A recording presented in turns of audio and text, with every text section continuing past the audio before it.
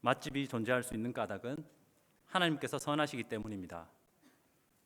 도대체 이런 제목으로 어떠한 내용의 설교가 있을까 궁금하실 것입니다. 이때 맛집은 우리가 아는 맛집, 그 맛집 맞습니다. 그 칼국수 잘하는 곳, 피자 맛있게 하는 곳, 그리고 이러한 어떤 만난 식당, 이 맛집. 오늘 우리가 함께 읽었던 본문 성경 사도행전 14장 17절 말씀. 그러나 자기를 증언하지 아니하신 것이 아니니 하나님은 자기 자신을 증언하신다. 하나님은 자기 자신을 나타나 보이신다는 말입니다. 곧 여러분에게 하늘로부터 비를 내리시며, 하늘로부터 비, 태양, 자연 만물을 통해서 우리에게 농작물이 결실을 맺을 수 있도록 그 조건을 은혜로 주십니다. 그래서 결실기를 주시는 어떤 일? 선한 일. 이 일을 하나님이 하시는 것입니다. 그렇게 하셔서 음식과 기쁨으로, 이 음식을 섭취할 때 단순히 영양 공급만 할 뿐이 아닙니다. 그 과정 속에서 우리는 즐거움을 느낍니다. 기쁨이 있습니다. 맛집을 가는 이유가 뭡니까? 먹는데 고통스럽다면 우리는 결코 맛집을 찾지 않을 것입니다. 그 맛을 느꼈을 때 너무나 즐겁기 때문입니다. 좋기 때문입니다. 음식과 기쁨으로 여러분의 마음에 만족하게 하셨느니라. 하나님께서 선하시기 때문에 우리는 만족할 수가 있는 것입니다. 이 사도행전 14장 17절의 말씀은 사도 바울의 1차 선교 여행 중에서 하나님을 전혀 모르는 이러한 이방인들에게 던져진 메시지 중에 일부입니다. 이곳의 사람은 제우스, 그리스의 신인 제우스 신을 섬기고 있던 사람들입니다. 하나님을 전혀 모르는 그 땅, 그 척박한 그곳에서 하나님은 자기를 증언하고 계신다고 사도 바울은 얘기하고 있습니다. 사도 바울이 선교 여행을 가기 전부터 하나님은 그 땅에서 일하시고 계신다는 말입니다. 바울은 바로 그곳에서 하나님은 하나님 자신을 증언해 오셨다고 말하고 있는 것입니다. 하나님은 제우스 신을 섬기는 바로 그곳에서도 가만히 있지 않으시는 분이십니다. 우리가 읽었던 본문 성경에서 하나님께서 자기 자신을 증언하는 방법, 다시 말해서 하나님께서 자기 자신이 어떠한 분인지를 소개하는 방법이 바로 이러합니다. 하늘에 비를 내리시고 농사의 열매를 얻게 하십니다. 농사 짓는 분들은 하늘을 바라본다고 하죠. 아무리 물을 잘 공급하고 이런 방법적인 면에서 준비가 되더라도 비가 안 내리면 농사가 안 됩니다. 하늘의 비를 하나님께서 주십니다. 그리고 결실기를 주신다. 결실, 열매를 맺게 하시는 그 일을 하시는데 이것을 선한 일을 하셨다고 표현하고 있습니다. 하나님이 이렇게 선한 일을 하십니다. 선하다, 참 좋다, good. God is good. 우리 하나님은 좋다고 표현하잖아요. 그때 선하심입니다. 하나님은 왜 이렇게 선한 일을 하실까요? 말이 표현이 좀 이상하지만 하나님이 이렇게 선하시는 일을 하시는 이유는 하나님이 선하시기 때문입니다. 하나님이 비를 내리고 그리고 태양빛을 주실 때 그 대가를 인간에게서 받지 않으십니다. 그냥 주십니다. 대가를 받지 않는 공급입니다. 햇빛을 주실 때도 그렇지 않습니까? 만약 하나님이 선하지 않다면, 다시 말해 선하다, 다른 존재의 유익을 추구하지 않는 존재라면, 이기적인 존재라면 이렇게 하지 않으실 것입니다. 하나님은 선하신 분이기 때문에 선한 일을 하십니다. 사실 우리는 너무 익숙해져 있습니다. 비가 오고 열매 맺고 거의 기계적으로 앞과 뒤가 연결되기 때문에 이 과정 속에서 우리에게 주어지는 이익들은 이해하고 눈치채지만 이 최적의 자연 환경과 그 결과를 얻게 되는 농산물, 그 열매들에 대해서 너무나 당연하게 생각하기 때문에 하나님이 선하시다고 생각하지 못할 뿐입니다. 음식의 즐거움, 음식을 먹었을 때 기쁨, 이것은 정말 뭐라고 표현하기 힘듭니다. 먹는 즐거움이 엄청나지 않습니까? 저는 먹는 자체에 대해서 그렇게 신경 안 쓰는 사람인데도 불구하고 먹는 즐거움이 참으로 크다는 것을 느끼게 됩니다. 최근 우리 TV 프로그램 중에서 음식 관련된 것의 비중이 점점 많아진다는 것을 우리가 쉽게 발견할 수 있습니다. 10년 전쯤에는 이런 요리 관련된 프로그램이나 아니면 뭐 6시 내 고향 같은 그런 뭐 일부 TV 프로그램에만 음식을 다뤘습니다. 그런데 요즘은 TV 채널만 틀면 어떻습니까? 음식 관련된 내용이 쉽게 발견됩니다. 뭐 맛집 찾아가고 또 요리를 하는데 냉장고에서 막 꺼내서 뭐 만들고, 맞죠? 별별 다양한 어떤 응용, 그리고 그런 것들로서 이 음식에 관련된 주제로 우리에게 컨텐츠를 제공하고 있습니다. 왜냐하면 먹는 것에는 즐거움이 있기 때문입니다. 먹으러 가는 거 생각만 해도 입에서 미소가 가득합니다. 뭐 우리 잔치집 가서도 신랑 신부 기억 잘 안 나는데 그 뷔페 참 좋았다. 뭐 이런 식으로 우리의 기억의 많은 부분에는 향 그리고 미각적인 부분이 우리의 기억 그리고 우리의 감정과 우리의 어떤 경험 속에 비중을 차지합니다. 만약 먹는 것에 즐거움이 없다면 먹는 것은 아주 힘든 노동이 될 것입니다. 만약에 우리 예전에 제가 과학 잡지 읽다가 미국 나사 우주 나사에서 알약처럼 음식을 만들 거라고 이렇게 얘기한 걸 봤습니다. 알약처럼 먹으면 영양 공급이 다 되는 거죠. 그런데 생각해 봤습니다. 맛은 없는 것입니다. 물론 뭐 이제 우주선 타고 가는 우주인들이 다시 돌아올 걸 생각하고 가죠. 한정적인 기간에서는 참을 수 있습니다. 하지만 먹는 즐거움이 없어진다 하면 이거는 참으로 힘든 것이 될 것입니다. 하나님께서 우리 인간을 만드실 때 실제로 먹어야 살 수 있는 존재로 창조하셨습니다. 그리고 하나님께서 이 먹는 과정을 통해서 즐거움을 얻도록 하셨습니다. 이것은 하나님의 아이디어입니다. 첫사람 아담이 먹을 때 좀 즐거움이 생길 수 있도록 좀 해주십시오. 이렇게 요청했기 때문에 하나님이 셋째 날에 음식을 만드신 것이 아닙니다. 셋째 날에 식물을 창조하시고 여섯째 날에 인간을 창조하셨을 때 이 셋째 날에 미리 이 음식물들을 특히 식물들을 다 만드셨습니다. 그리고 여섯째 날에 하나님은 그 셋째 날에 만드신 그 식물들, 음식들을 소화시킬 수 있는 이 소화기관을 우리 인간에게 허락하신 것입니다.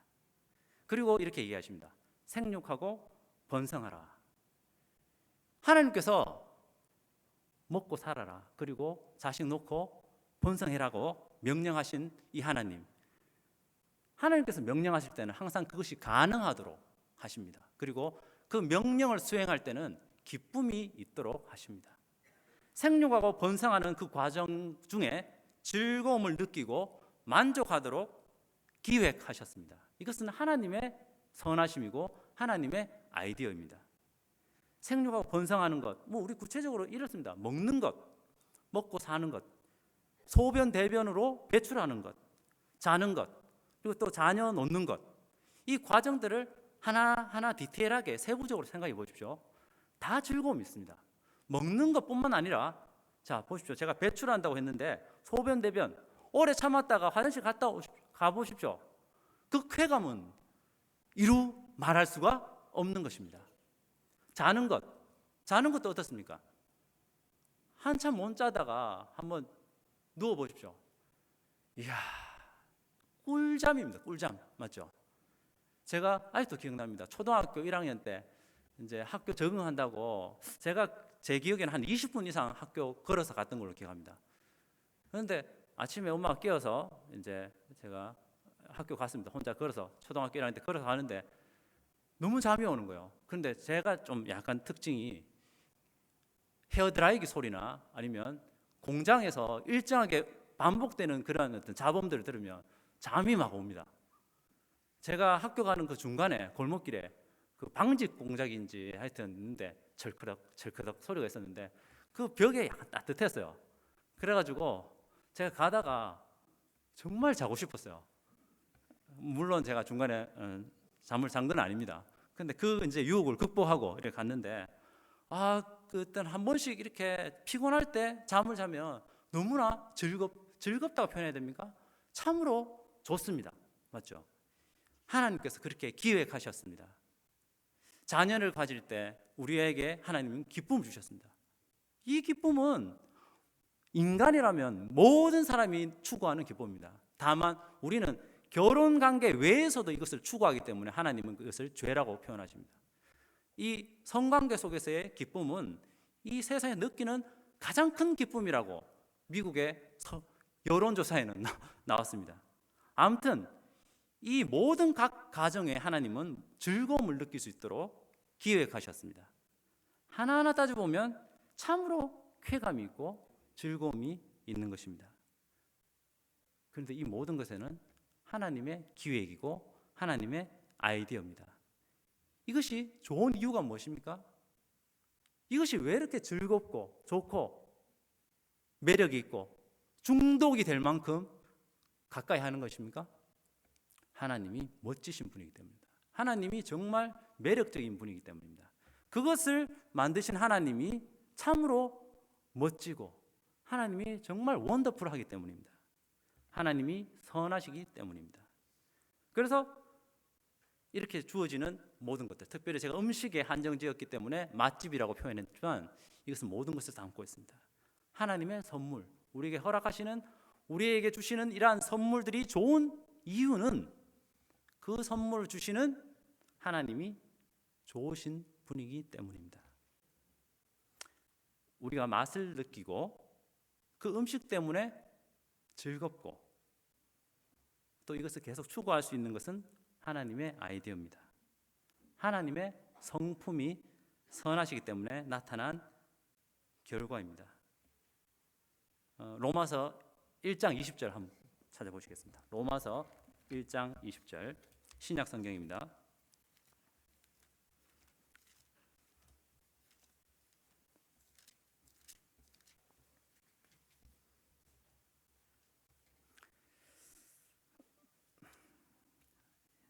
제 성경에는 페이지 240페이지네요. 로마서 1장 20절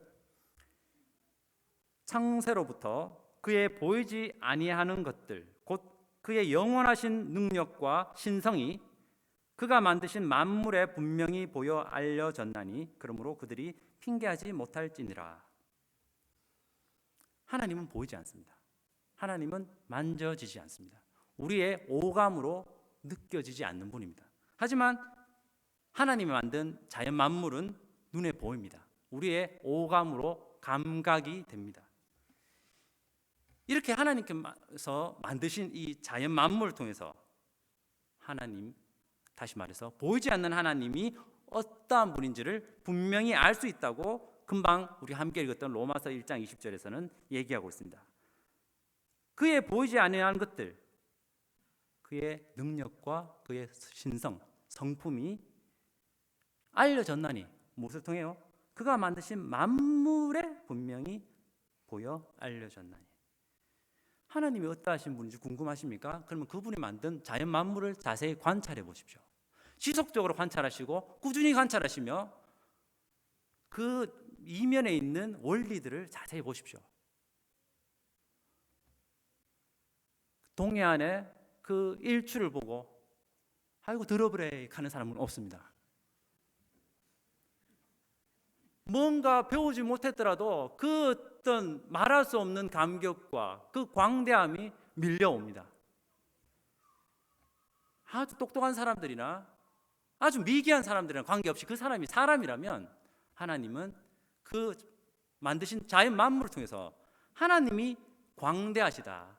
이 자연 노을, 그 멋진 풍경을 보고 우리가 멋지다고 얘기했을 때 그것은 곧 어떤 분의 성품을 보여준다고요? 하나님이 바로 그렇게 멋진 분이라는 것입니다. 맛집이 존재할 수 있는 까닭은 하나님께서 선하시기 때문입니다. 봄철 미나리, 이 봄철 미나리의 그 향긋함 속에서 우리는 하나님의 향긋함을 발견할 수 있습니다. 단순히 음식뿐이겠습니까? 봄철에 만발한 개나리 이제 좀 있으면 벚꽃이 핍니다. 이 노란색 개나리 아래에서 나는 노란색이 됩니다. 이건 시입니다. 시. 저의 시입니다. 가을철 빨간 단풍잎 아래서 나는 빨간색이 됩니다.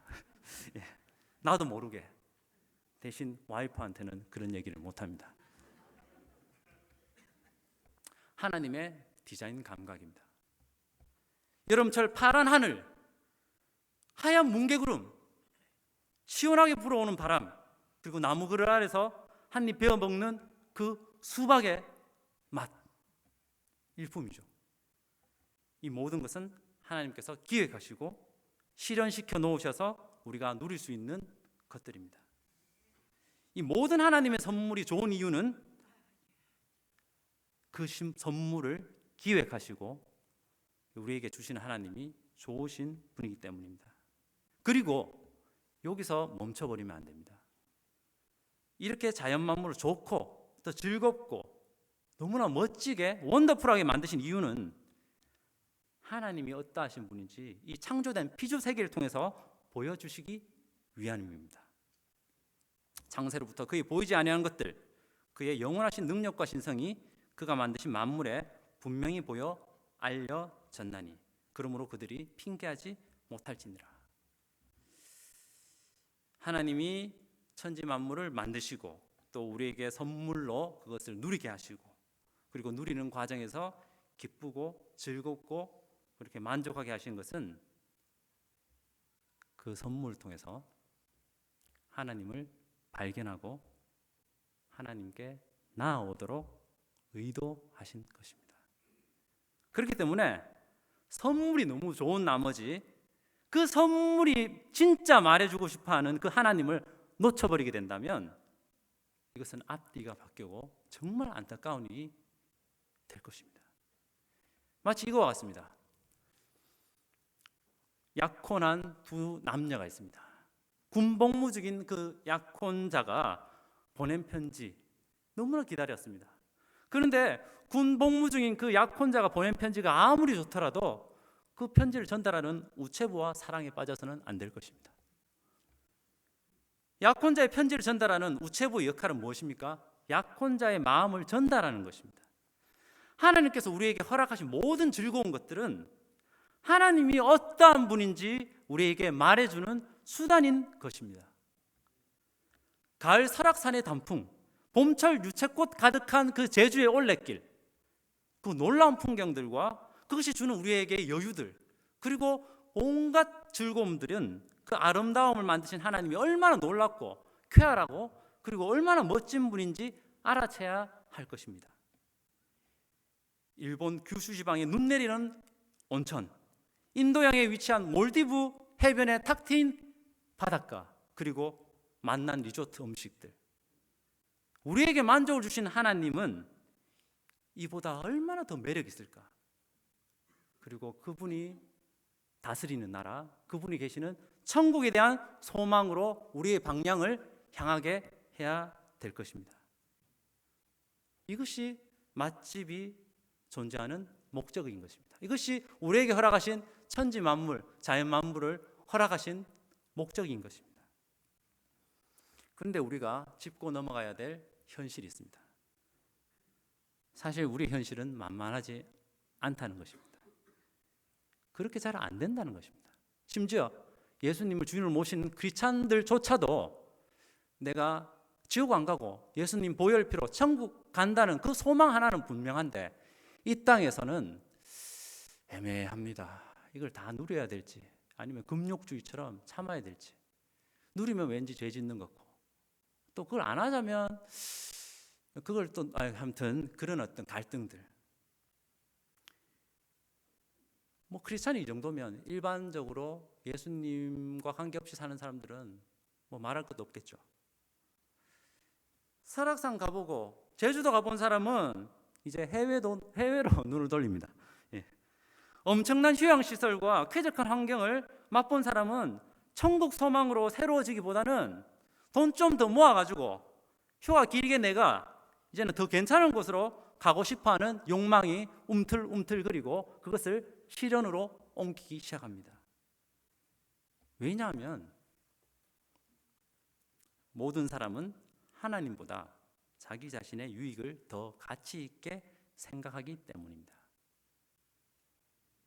하나님보다 나 자신을 더 소중하게 여기는 그것이 뭐 큰 잘못이 될 수 있냐라고 생각될 수도 있습니다. 그런데 우리가 주의해 봐야 될 것입니다. 성경에서는 그것이 바로 죄의 본질의 밑바닥에 있다고 얘기합니다. 이 부분을 분명히 하지 않는다면 교회 생활 많이 하고 하더라도 내가 교회 안 다니는 사람보다 좀 더 선하지, 내가 예배도 드리고 11조도 하고 그리고 뭐 이렇게 하는데 나의 삶의 중심 속에는 여전히 하나님이 아닌 하나님 밖의 것들로 채우기 쉬운 것입니다. 이 죄가 무엇인가는 사실 창세기 가장 초두에 얘기하고 있습니다. 창세기 1장, 2장, 3장은 신앙의 가장 베이스를 얘기하는 부분입니다. 1장에서 우리는 하나님께서 주도하시는 인류 역사를 보게 됩니다. 인간이 개입하지 않았습니다. 뭐 유엔에 탁월한 사람들이 기획하고 만들듯이 지구를 만드실 때 하나님은 이 많은 사람들 불러 모아서 의논하지 않으셨습니다. 태양을 만드시고 또 그 이후에 뭐 금성, 수성, 지구, 화성 그런 배열들은 하나님이 주권적으로 배치해 놓으신 것입니다. 창조하시고 항상 그 창조 이후에 창세기 1장 보면 하나님께서 항상 평가하신 단어가 있습니다. 보시기에 좋았더라. 이 좋았더라가 바로 선하다 이런 뜻입니다. It is good. 하나님이 만족하시는 것입니다. 하나님은 우리 유한한 인간이 만족시킬 수 없습니다. 하나님, 무한하신 하나님은, 절대자 하나님은, 스스로 계신 하나님은 오직 하나님이 하신 일들로 하나님은 만족하실 수 있습니다. 그렇기 때문에 하나님은 자신이 하신 일을 보고 하나님 스스로가 굿, 좋다고 얘기하시며 만족하시는 것입니다. 그리고 이것은 단순히 창조 사역에만 머무는 것이 아니라 우리의 구속 사역, 구원 사역 속에서도 우리 인간이 구원받기 위해서 인간이 뭔가 해서 하나님께 나아가서 그 대가로서 구원해 주시는 게 아니라 하나님께서 일방적으로 하신 그 완성된 구속 사역 위에서 우리가 만족하고 구원 얻도록 해놓으신 것입니다. 창세기 3장 보면 아담과 하와의 선악과 사건을 담고 있습니다. 많은 사람들이 얘기하죠. 왜 선악과 만드셔가지고 또 지옥 가게 하고 왜 이렇게 위험하게 이렇게 해놓으셨나. 우리도 애기들한테 위험한 것은 안 갖다 놓는데 이 선악과 사건, 이 창세기 3장 속에 담겨있는 선악과 사건의 주된 방향은, 보여주고자 하는 메시지는 어떤 것입니까? 인간, 아담에게 하나님은 어떠한 분인지를 선악과가 얘기해 줍니다. 다시 말해서 아담이 아침에 눈 뜨고 선악과를 볼 때마다 내한테 명령 내리는 분이 있구나. 내가 이 온 지구 위에 최고 주권자가 아니구나. 내한테 명령 내리고 나를 다스리는 진짜 주인이 있구나 하는 것을 무엇을 보면 인식합니까? 선악과입니다. 왜냐하면 모든 동산나무의 모든 열매를 먹게 하시고 선악과, 다시 말해서 선악을 알게 하는 나무의 열매는 먹지 말라고 제한하셨습니다. 왜냐하면 하나님이 인간의 무엇이기 때문입니까? 주인이기 때문입니다. 첫 출발이 이렇습니다. 그래서 이 구속사역은 회복이라고 표현하죠. 우리가 손을 다쳤을 때 회복된다는 게 뭡니까? 원래 상태로 돌아온다는 것입니다. 하나님께서 아담을 지으시고 인간을 지으셨을 때는 하나님의 영광을 위해서 하나님의 형상대로 창조하셨습니다. 그런데 이 아담 부부는 자기들의 식욕과 하나님의 뜻이 충돌할 때 자신들의 식욕을 선택하였습니다. 죄라는 것은 하나님 뜻과 나의 자신의 뜻이 충돌할 때 실제로 내 자신의 목적과 내 자신의 유익을 더 소중하게 여기는 것입니다. 자, 그런데 사실 이것을 인정하기가 쉽지 않습니다. 뭐 사람 죽이고 막 겉으로 드러나는 것은 죄라고 표현하기 쉬운데 이것은 이면에 있잖아요. 보이지 않습니다. 아주 세련되고 매너 있는 집안에서 평생 자라는 사람이 죄인이라고 지적하기에는 쉽지 않습니다. 그렇기 때문에 성경 창세기 3장에서 쭉 말하는 죄들은 본질적인 죄이며 실제로 이것이 하나님 앞에서 영원한 형벌을 받게 하는 죄의 본질인 것입니다. 인정하기 쉬운 이유 중에 하나가 우리는 아담의 후손으로 태어나서 태어날 때부터 이러한 자질을 갖고 태어나기 때문에 그런 것도 있고요. 또한 우리가 살고 있는 현대 사회에 이 한국 사회뿐만 아니라 이 전 세계는 인본주의적인 시대이기 때문입니다. 인본주의, 인간을 모든 가치 판단의 중심으로 두는 것이 인본주의입니다. 이것을 인본주의라고 인식하든지 인식하지 않든지, 저 산골 마을에 사는 할아버지든지 아니면 저 어떤 이렇게 최고의 자리에서 학문을 하는 어떤 분들이든지 관계없이 이런 인본주의적 시대 속에서는 이러한 영향을 받고 살아갑니다. 우리는 공동체 속에서 서로 영향을 받고 살아가는 사람들이기 때문에 교회 안에서 주님을 섬기는 그리스도인도 마찬가지입니다. 이런 인간을 모든 가치 판단의 중심에 두는 우리는 시대 속에 살기 때문에 예수님 믿는 이유와 목적을 어디까지나 나의 행복을 위해서라고 말할 수가 있는 것입니다. 그것은 인간을 우주의 중심에 두는 것입니다. 인본주의적 문화는 하나님을 인간의 유익을 위해서만 존재하는 분으로 만들어버립니다. 예수님이 나를 위해서 십자가에서 죽어주셨기 때문에 예수님이 좋은 거지, 나한테 뭔가 디스하는 말, 내가 싫어하는 것을 요구한다면 그때부터는 하나님의 성품을 의심하기 시작합니다. 하나님은 좋으신 분이라 했지만 내가 실제로 내 인생 속에서 한 걸음 한 걸음 걸어가면서 취업 안 되고 결혼 못하고 막 아니면 뭔가 인생이 꼬이기 시작할 때 하나님은 선하시다고 얘기했지만 내 인생의 경험 속에서는 하나님은 나의 유익과는 관계없는 분이기 때문에 하나님이 안 계시든지 아니면 하나님은 안 좋은 분이라고 결론 맺기 쉬운 사회에 살고 있습니다. 왜냐하면 내가 만나는 사람들이 어떤 사람인가가 중요한데 이 하나님 중심적인 삶 속에서 경건하게 사는 사람이 내 주변에 쫙 둘러싸여 있다면 모르는데 실제로 그렇지 않기 때문입니다. 자, 이게 무엇입니까? 스마트폰입니다. 이 스마트폰의 컨텐츠들, 내용을 만드는 사람들은 하나님을 중심으로 두고 하나님을 경외하는 사람들이 많을까요? 아니면 그런 사람도 있지만 대부분은 자기의 유익과 경제적인 논리와 그리고 어떤 이것을 즐거워하는 사람들이 만든 컨텐츠가 대부분일까요? 후자입니다.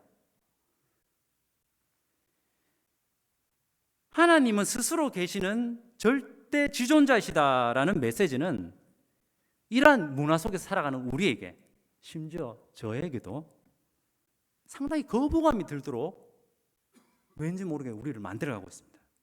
왜냐하면 우리가 살아가는 현대사회의 교육체계와 문화는 인본주의적 기반 위에서 형성되었기 때문입니다. 사실 200~300 전에 영국 사회나 아니면 그 전에 문화들 보면 뭐 유대 사회나 보면 사실 신본주의, 다시 말하면 하나님 중심적인 사고 속에서 교육 체계가 이루어져 있습니다. 우리가 요즘 이제 유대인 교육 방식을 막 추구하잖아요. 그런데 그런 것도 흉내내기만 쉽지 않은 게 그것은 하나의 문화입니다. 하나님 중심적인 모든 부분에서. 그렇기 때문에 하나님이 세상의 중심이다 하는 말은 상당히 편협적이고 모르는 사람이 하는 생각처럼 다가오기 쉽습니다. 특히 젊은 층, 그리고 좀 더 어떤 이러한 영역 속에서 이렇게 영향을 받으신 분들은 더 그렇습니다. 온 우주의 창조 목적이 하나님의 영광을 위해서라는 말이 불편하게 다가오게 되는 사회 속에 우리는 살고 있는 것입니다. 그런데 하나님의 영광을 위해 창조한 인간이 자기 자신을 위해서 사는 것이 바로 무엇이라고요? 죄입니다. 천국에서 만나시다 일과의 가장 근본적인 죄에 대해서 이렇게 얘기하고 있습니다. 우리는 죄라고 하면 싸움질, 도둑질, 남을 괴롭히는 것이라고 생각합니다. 물론 이것도 죄가 되지만 가장 근본적인 죄가 있습니다. 그것은 온 우주를 만드시고 나를 만드신 창조주 하나님이 참된 주인인데 그 하나님을 거절하고 내가 스스로 주인이 된 것입니다. 즉 내가 스스로 주인 노릇을 하는 것입니다. 이것이 가장 근본적인 죄입니다. 이것을 분명히 하십시오. 복음의 시작은 바로 여기서부터 시작됩니다. 무엇을 용서하셨습니까?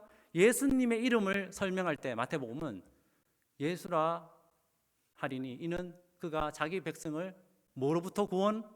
죄로부터의 구원입니다. 우리는 죄의 결과인 죄의 형벌인 지옥으로부터의 구원, 다가오는 그 현세가 아닌 내세의 결과적인 부분에 집중합니다. 그래서 구원받았다 하면 우선 다가오는 표현은 지옥 위험으로부터의 구출.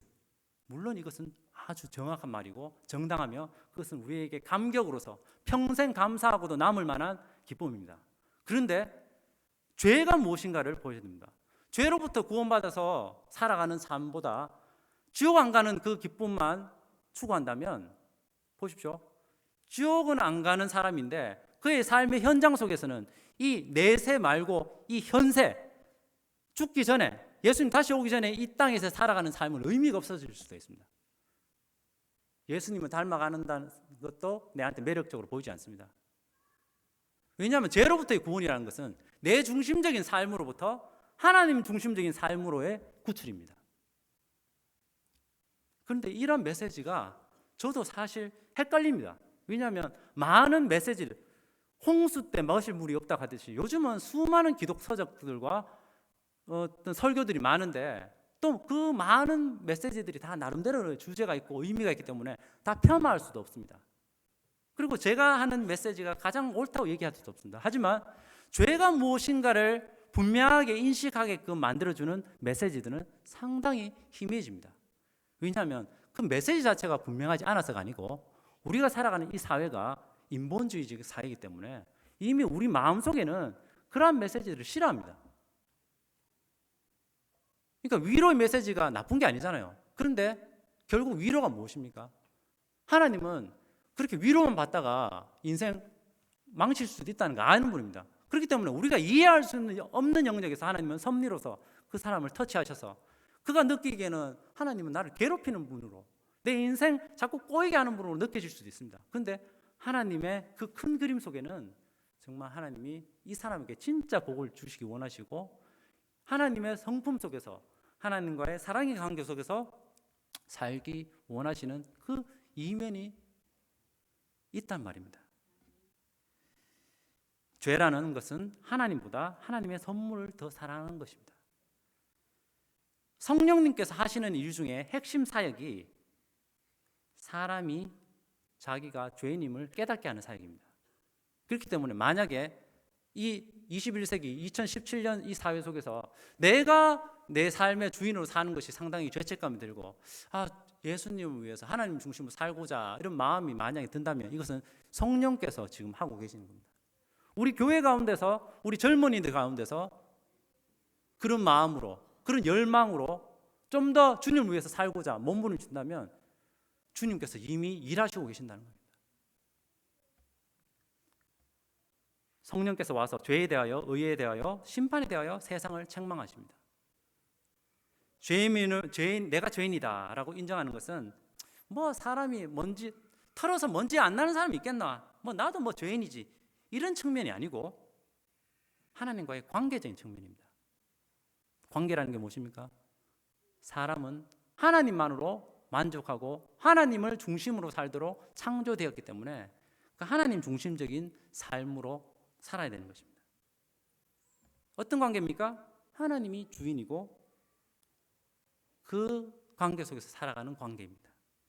그런데 죄가 뭡니까? 이제는 그 자리에 내가 들었습니다. 내가 주인 돼서 사는 것입니다. 이것이 죄입니다. 이것이 영원한 하나님의 형벌을 받게 하는 죄입니다. 그래서 데살로니가서에서는 이렇게 표현합니다. 지옥 형벌을 어떻게 하냐면 하나님의 얼굴을 떠나, 하나님의 얼굴, 성경에서 얼굴이라고 표현하면 인격적인 만남입니다. 우리 일상생활에서도 됩니다. 꼴 보기 싫다 하잖아요. 꼴 보기 싫다. 꼴이 뭡니까? 얼굴입니다.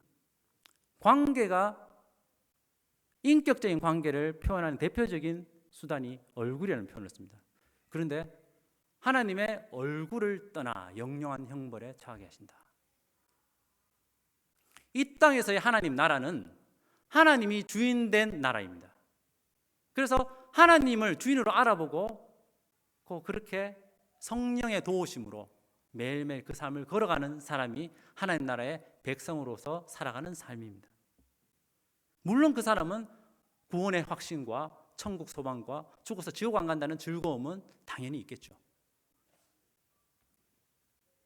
그리고 그 사람은 단순히 이 영적인 예계에만, 하나님과 관계에만 휩싸여서 내 옆에 있는 내 성도들과 나의 이웃들에게 아무 관심 없고 영적인 단어에만 집중하는 사람이 아니라 실제로 아직 예수님을 모르고, 그리고 내 도움이 필요한 성도들과 내 가족들, 아니면 내 아파트 단지 주민들, 그 사람들을 볼 때 마음에 측은한 마음이 생깁니다. 내가 저 사람보다 아직 못 살지만, 아니면 못 배웠지만, 그래도 저 사람도 이 하나님의 원래 목적대로 돌아와야 안 되겠나?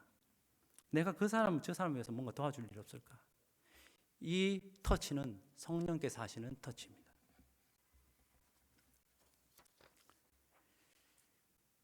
그런데 참 안타깝습니다. 왜냐하면 로마서 7장 부분과 갈라디아서 5장 부분에서는 예수님을 주인으로 모시는 그리스도인들도 완전하게 유턴해서 회개해서 이제는 계속 그 삶을 살고 갈등 전혀 없는 삶을 얘기하는 것이 아니라 오히려 갈등이 있다고 얘기합니다. 지금 확신의 삶 지금 공부하고 있는데요. 거기서 두 번째 손가락이라고 하는 이 부분이 두 속성입니다. 옛 사람과 새 사람의 충돌. 내가 주인된 삶을 살려는 그런 갈망과 하나님이 주인 되시는 그 삶을 살려는 갈망 간의 충돌입니다. 구원받지 않는, 겁나지 않는 사람은 한 가지 갈망밖에 없습니다. 무슨 갈망요? 내가 주인된 삶이기 때문에 전혀 문제될 것이 없습니다. 하나님께서, 성령께서 내 삶을 뭔가 터치하신다는 것은 무엇을 하시냐면, 뭔가 불 받아가지고 막 사람을 낫게 하고 이런 영역보다는 오히려 내 삶 속에 내가 내 뜻대로 내 인생을 막 살려고 할 때 죄책감이 드는 것입니다. 내 옆에 가족들도 네 잘하고 있다, 그래 네 참 잘하고 있다, 이렇게 얘기하는데도 불구하고 내가 이 선택을 하면 주님께서 어떻게 생각하실까? 이러한 부분에 말 못할 뭔가 갈등이 있는 것들. 그런데 그리스도인도 이 정도인데 예수님 안 믿는 사람은 어떻겠습니까? 로마서 3장 10절과 12절은 이렇게 얘기했습니다. 기록된 바 의인은 없나니 하나도 없으며 깨닫는 자도 없고 하나님을 찾는 자도 없고. 여기서 계속 반복되는 게 있습니다. 없고 하나도 없다 전혀 없다. 이 비참한 현실을 제가 얘기했지만 이것을 비참하다고 인식하는 사람도 별로 없고 아무도 하나님을 찾아 나서는 사람도 없습니다. 몇 사람이 하나님을 스스로 찾는다고 표현합니까? 로마서 읽었던 데는 아무도 찾지 않는다고 합니다. 그렇기 때문에 성경의 메시지는 인간이 하나님을 찾아서 나선 이야기가 아니라 무기력한 죄인, 더러움 가운데 있지만 자기가 더러운지 모르고 그냥 그것을 만족하며 사는 인간을 위해 이 땅에 찾아오신 하나님의 스토리입니다. 하나님 떠나 자기 자신이 인생의 주인이 되어버린 그 죄인을 원래 의도했던 관계로 회복하기 위해서 하나님이 주도하신 것이 바로 구원의 역사입니다. 이것은 한순간에 이루어진 것이 아니라 수천 년 동안 역사를 통해서 계속 이루어집니다. 그래서 십자가 대속 사형은 내가 감동이 있을 때만 내한테 효력이 있는 것이 아니라 역사적인 사건이기 때문에 그 사건은 이 2000년 전에 이 팔레스타인 땅에서 하나님께서 친히 사람이 되셔서 이루어놓으신 사건인 것입니다. 그 사건 속에서 우리는 하나님의 성품과 하나님의 긍휼과 우리가 다시금 원래 의도했던 그 창조의 목적으로 돌아갈 수 있는 원동력을 발견하게 되는 것입니다.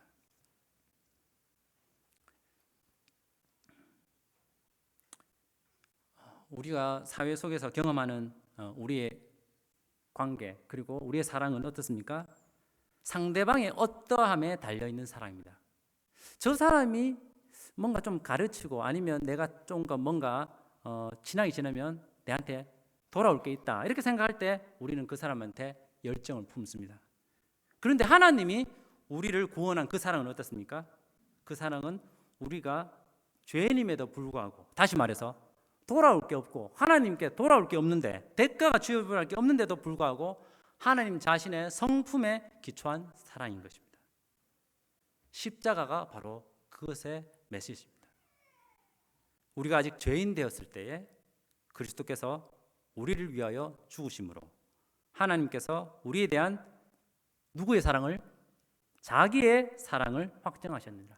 우리가 일반 사회 속에서 우리가 살아가는 패턴은 저 사람이 사랑받을 만한 사람이기 때문에 주는 사랑입니다. 그런데 이 십자가의 사랑은 아직 우리가 죄인 되었다, 아직이라는 단어를 쓰기 때문에 우리는 여전히 죄인입니다.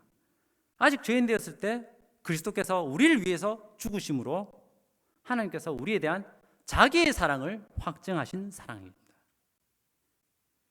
하나님은 이 십자가 사건을 통해서 하나님만을 가장 사랑하도록 구원하십니다. 이제 고린도후서 한 장만 읽고 마치도록 하겠습니다. 고린도후서 5장 15절.